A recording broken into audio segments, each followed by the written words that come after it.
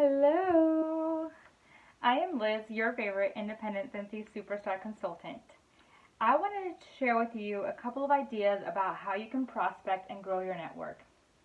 Why prospect and grow your network? You might be wondering. Well, if you've recently joined Scentsy or you're finding your business like at a standstill, you have to grow your network. You can't only depend on those closest to you. I always like to use the example that if I were to open a restaurant, my family would not be able to afford to come eat every single day, breakfast, lunch, and dinner. Like, that's just reality, right? We all have bills, we all have things that we have to pay. And the extras, for as grand as they can be, as much as we might love the product, are just that, extras. So you really need to focus on extending your business past those people, okay? And I want to share with you a couple of ideas of how I have found success in prospecting and networking, and how you can think of something that might be very vague or very simple and actually make it into something that's very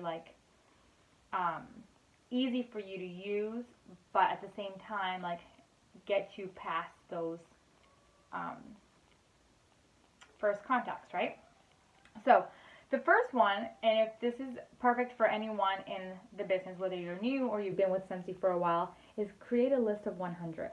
I love to go back to my list of 100 and take out people that are now customers, hostesses, or team members and add new people. So I tend to update my list of 100 every 3 to 6 months because I've come into contact with new people. Now, your list of 100 can be anyone. It could be close family and friends. It could be people that you just met on Facebook. And there's really nothing on this list that makes it necessary for you to add someone. It could be someone that you've known for 10 years. It can be someone that you just met yesterday. It's really a very simple list of 100. Now, the second one, before I get to that. So what I do with my list of 100 is once I get my 100 names, or the names that I can think of at that time, is I like to pick 3 highlighting colors, and I highlight them under the 3 categories.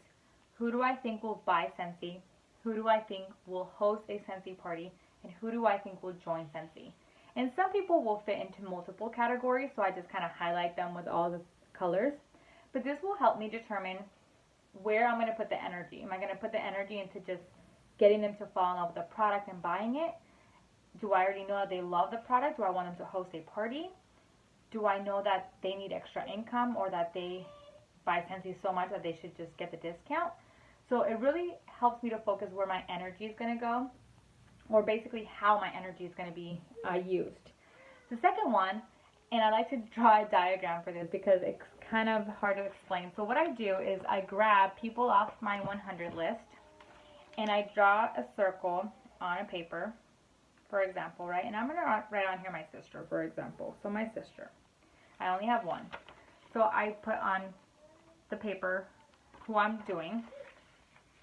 And then, hold on. Grab a little bit bigger paper. So I write on here my sister, right? And then I start thinking, well, who does my sister know? Well, my sister has a boyfriend, so her mother-in-law or boyfriend's mom. She talks a lot about his grandma too, so let me put on here his grandma. So then I know she works over at Beef O'Brady's, so she has co-workers there. So I'm just going to put Beef O'Brady's co-workers. She has her best friend Kristen. She just finished her semester in college, so I'm just going to put on here college friends. And now, guess what? I'm thinking past my 100. And so it gets me to be able to make connections with people that I don't personally know, but my friends and family do. So now I can say, hey sis, I was thinking, maybe your mother-in-law would really love Scentsy. Do you want to host a party and maybe invite her and Cam's grandma and a couple of friends from your job? She might be like, oh yeah, that's awesome. I never thought about that. Or she might be like, no, I really don't want to host a party. Well, okay, well, do you think I can send some samples with you? Like, I think that she would really love it. It just got me a new contact by thinking past the person that I already know. So that's the second thing I like to do. The third thing is think of who you come across weekly. So you can sit down like on a Saturday night or Sunday night when your week is about to start and say, okay, what do I have planned for this week? I know I'm going to go to work. I know I have my kids' sports. I have a dentist appointment or I have a hair appointment, whatever. Well, think of the people you come across with at work, your coworkers. Do they know that you sell Scentsy? Is there a different department that you might be able to reach out to that they don't know yet? Kids' sports. Do the other moms know that you sell Scentsy? Maybe bring them some samples. Maybe bring some flyers or catalogs. If you're going to your hairstylist, have you asked her if you can leave a warmer and a bar there and some business cards? Have you asked her, if she uses Scentsy, or if she would like to host a party with her customers? Maybe you can just leave the testers at her, hairdressing station for like a week or so and see if any of her customers want to order. So really think every single week of people that you're going to come in contact with that week, and then plan if they already know or don't know about Scentsy. Number 4, and this should be like the easiest one, the number one thing that you're doing is parties. Scentsy is a party-based company, so you should be doing parties, whether they are in home, online, or on the go. But all sorts of parties will get you into contact with people that you don't know, because your hostess is introducing you to those new people. Now, it is very important that you build a relationship with these people. Don't just go after the sale. Build relationships, build connection with them, because you also want to think about, well, who can use Scentsy in their lives as a business or as a job? If you don't have a relationship with them, if you don't build that connection, if you're just going for the sale, you're not going to know who's struggling. You're not going to know who really loves the product, who is buying it to gift it to someone, who is buying it because they want, a hobby, or they want to do a fundraiser, like who has the need of a fundraiser maybe. Like, hey, maybe you meet someone and because you're talking with them, you realize, oh, my daughter's cheerleading team is looking for a way to fundraise. Well, hello, we do fundraisers. So you want to, when you're at parties or when you meet a new customer, build a relationship with them. Network with them. They might be a realtor. They might be a hairstylist. They might get you in the door with something that's going to help your business grow, but it's through networking that you get that information. And number 5, and my favorite one, is events. I love events. I don't look at events as far as sales. I look at events as how many people did I meet? Who did I meet? Did I meet new customers? Did I meet potential new hostesses, potential new team members? I love events. I've gotten some great team members from events.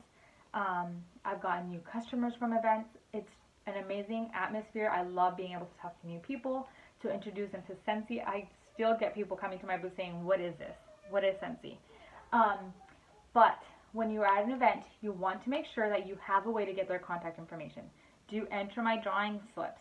You don't have to give something big away. You can do something small like a scent circle, a room spray. You can do like a little sampler bundle. But always have everyone that comes through your booth give you their information. Hey, do you want to enter my drawing? And then have them fill it out. And I always say that they have to fill out the whole thing, not just their name and number, because I want to get their email. I want to get them to answer the questions if they're interested in hosting or joining. I want to get more than just a name and a number. Me, I don't like to call people, especially strangers, so I feel more comfortable with an email that I can email them, or that I can add them to my newsletter, because Scentsy sends out a monthly newsletter every single month that they generate, so I don't even have to worry about that. But if their email is in my workstation, guess what? They're going to get that newsletter. Another thing is, when they order at my booth, I get all of their information. I give them a thank you little packet. So it has like a thank you card. It has the product list. So they have like the entire catalog. It has a host and join brochure, and it has my join postcard. and then they're added into my follow-up binder, which if you want more information about my follow-up binder, you can look up on the videos that I've made, and I have a training on there about my follow-up binder. It's a great system. But now I'm following up with them. Did you like the product? Did you need anything else? I do it a week after, a month after, and 3 months after. So it really helps to build that friendship and helps build that trust that they need to be able to become my customer and stay my customer, and also potentially become a new team member. So I hope that you got something good out of this prospecting and growing your network. There's a ton of ways that you can grow and prospect. But these are just some ideas that I'd use in my business. And there might be ideas that you're doing that you don't even realize that you're doing that are prospecting and helping you grow. But if you have any questions, my information is down below. And of course, don't forget to like and share. Till next time, bye.